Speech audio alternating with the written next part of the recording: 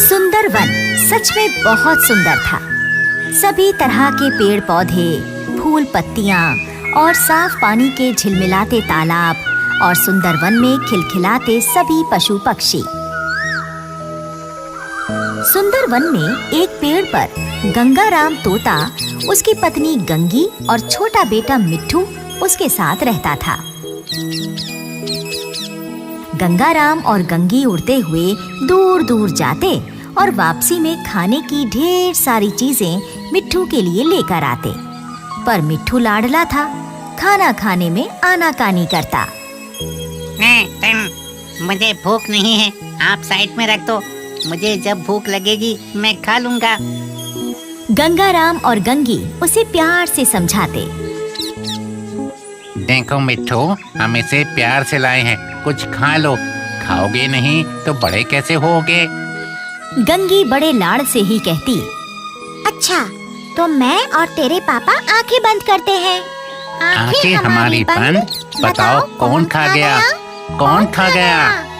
ये कहकर गंगी और गंगाराम आंखें बंद कर लेते हैं। मिट्ठू को इस खेल में मजा आता और जल्दी से वो खाना शुरू कर देता। थोड़ी देर बाद जब गंगाराम और गंगी आंखें खोलते तो देखते कि मिट्ठू खाना खा चुका है और वो उसे लाड़ से पूछते, अरे यहाँ हमारे मिट्टू के लिए खाना था, कौन खा गया। हाँ बताओ तो, हमने थोड़ी देर के लिए आंखें क्या बंद की, हमारे मिट्ठू का खाना कोई खा गया।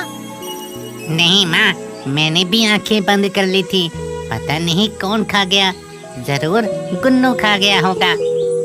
मिट्ठू की भोली और प्यारी बातें सुनकर गंगाराम और गंगी हंसने लगते। वो मिट्ठू को गले लगा लेते और सब मिलकर गाने लगते। सुंदर वन में हमारा घर, छोटा सुंदर प्यारा घर, उस घर में हम सब रहते हैं, खाते सोते और गाते हैं, पीहू पीहू पीहू। मिट्ठू बहुत ही लाड़ प्यार में पल रहा था, इसलिए उसे शरारतें करने की आदत पड़ गई थी। उसकी शरारतों से जंगल के पशु पक्षियों को परेशानी भी होती थी। मिट्ठू कभी किसी को चोंच मारकर उड़ जाता तो किसी का खाना मुंह में लेकर दूर जाकर गिरा देता। मिट्ठू की माँ के पास शिकायतें आती। ऐसे ही एक दिन एक भैंसा शिकायत लेकर आया। तुम्हारे मिट्ठू ने आज मुझे ठीक से चारा नहीं खाने दिया। जब भी मैं चारा खाने के लिए मुंह खोलती, ये आता और पंच मार कर उड़ जाता, इसे समझाओ ना। और उसके बाद बंदर ने भी शिकायत की। मैं जैसे ही मूंगफली तोड़कर खाने लगा, ये तेजी से उड़ता हुआ आया और मूंगफली मुंह में दबाकर चला गया। ऐसा इसने 2-3 बार किया।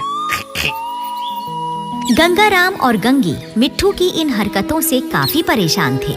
वो मिट्ठू को समझाते तो वो एक कान से सुनता और दूसरे से निकाल देता।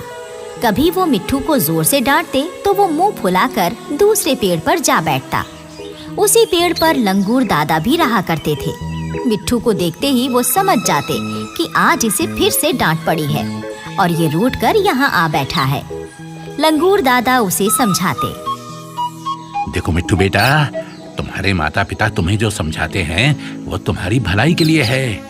तुम्हें शरारतें कम करनी चाहिए और ऐसी शरारतें तो कभी नहीं करनी चाहिए जिससे किसी को कष्ट पहुँचे। लंगूर दादा, पर मैं तो अभी बहुत छोटा हूँ, बड़ा हो जाऊंगा तो शरारतें नहीं करूँगा। आप जब छोटे थे तो कम शरारतें नहीं करते होंगे। इस पर लंगूर दादा हंस देते और प्यार से समझाते। अरे मिट्ठू बेटा, बेवजह जिद करना और दूसरों को तकलीफ पहुंचाने वाली शरारतें करना ठीक नहीं होता। एक दिन गंगाराम और गंगी उड़ते हुए कहीं दूर निकल गए।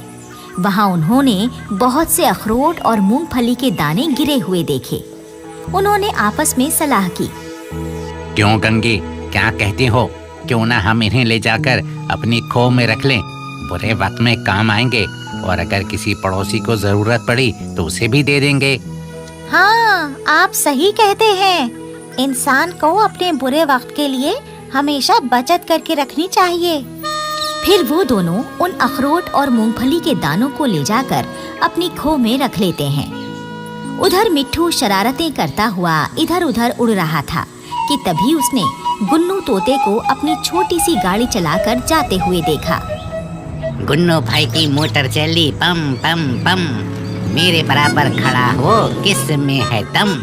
गुन्नू भाई की मोटर चली पम पम पम। बस ये देखते ही मिट्ठू के भी मन में आ गया कि उसे भी ऐसी ही मोटर चाहिए। वो तुरंत उड़ता हुआ घर गया और अपने माँ बापू से कहने लगा, बापू बापू, मुझे भी गुन्नू जैसी मोटर चाहिए। देखो मिट्ठू बेटा, हम तुम्हें वो मोटर नहीं दिला सकते। हमारे पास उतना सामान नहीं है कि जिसे देकर बदले में तुम्हें मोटर दिलवा दें। हाँ बेटा, और फिर अगर तुम्हें मोटर की सवारी करनी ही है तो गुन्नू से दोस्ती कर लो। दोनों मिलकर मोटर की सैर किया करो। नहीं माँ, मैं गुन्नू की मोटर में भला क्यों बैठूं? मुझे तो अपनी मोटर चाहिए ही चाहिए बस।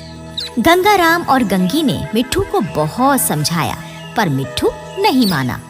मिट्ठू को पता था कि उसके माँ और बापू ने खो में ढेर सारा सामान इकट्ठा किया हुआ है। वो उसे विशु कबूतर को देकर मोटर ला सकते हैं। विशु कबूतर मिट्टी से तरह तरह की चीजें और अलग अलग डिजाइन की मोटर गाड़ियां बनाने में माहिर था, पर अपने हर सामान के बदले में कीमत पूरी लेता था। उधर मिट्ठू रुककर फिर से लंगूर दादा वाले पेड़ पर जा बैठा। मिट्ठू से पूरी बात सुनने के बाद लंगूर दादा ने भी उसे समझाने की पूरी कोशिश की, पर मिट्ठू ने एक नहीं सुनी। उसने खाना पीना छोड़ दिया था। आखिर थक हार कर गंगाराम और गंगी को मिट्ठू की जिद के आगे झुकना पड़ा। वो अपना सारा सामान, सारी जमा पूंजी लेकर विशु कबूतर के पास गए और मिट्ठू को मोटर दिलवा दी। मोटर पाकर मिट्ठू खुशी से फूला नहीं समा रहा था। वो झूम झूम कर पूरे जंगल में अपनी मोटर घुमाने लगा। मिट्टू भाई की मोटर चली पम पम पम, मेरे आगे आए वो किस में है दम। मिट्टू भाई की मोटर चली पम पम पम। इधर उधर मोटर घुमाता हुआ मिट्ठू जब घर पहुंचा तो उसने देखा कि उसकी माँ की तबीयत बहुत खराब है। उसकी माँ को इलाज की जरूरत थी। अब एक ही रास्ता था कि गंगी को डॉक्टर बलराम के पास ले जाया जाए। बंदर बलराम बहुत ही काबिल डॉक्टर साहब थे, पर डॉक्टर बलराम ने इलाज का काफी खर्चा बता दिया। गंगाराम और गंगी तो अपनी सारी जमा पूंजी मिट्ठू के लिए मोटर खरीदने पर खर्च कर चुके थे। मिट्ठू रोते हुए बोला, मुझे माफ कर दो बापू, अब मैं कभी जिद नहीं करूँगा। मुझे ये मोटर भी नहीं चाहिए। इसे विशु काका को वापस दे दो और माँ का जल्दी से इलाज करवाओ। मिट्ठू की बात सुनकर गंगाराम जब मोटर विशु कबूतर को वापस कराने गया तो उसने टका सा जवाब दे दिया, सुनो भाई गंगाराम, बिका हुआ माल वापस नहीं होता और फिर मिट्ठू मोटर को कितना इस्तेमाल भी कर चुका है। जब लंगूर दादा को इस सारी घटना का पता चला तो उन्होंने जाकर विशु को समझाया। लंगूर दादा के समझाने पर विशु ने मोटर वापस ले ली और कुछ सामान रखकर गंगाराम को उसका सामान वापस कर दिया। गंगी का इलाज हो गया और वो खुशी खुशी अपने घर लौट आई। गंगी को वापस घर में पाकर मिट्ठू उससे लिपट गया और रो रो कर माफी मांगने लगा। मुझे माफ कर दो माँ, अब मैं कभी जिद नहीं करूँगा, उल्टी सीधी शरारतें भी नहीं करूँगा। बस बस बेटा, चुप हो जाओ। तुम समझ गए, यही हमारे लिए बहुत है। गंगा और गंगी ने मिट्ठू को माफ कर दिया। इस कहानी से हमें ये सीख मिलती है कि कभी बेवजह जिद नहीं करनी चाहिए। माता पिता सभी फैसले सोच समझ कर लेते हैं, उन पर भरोसा रखना चाहिए।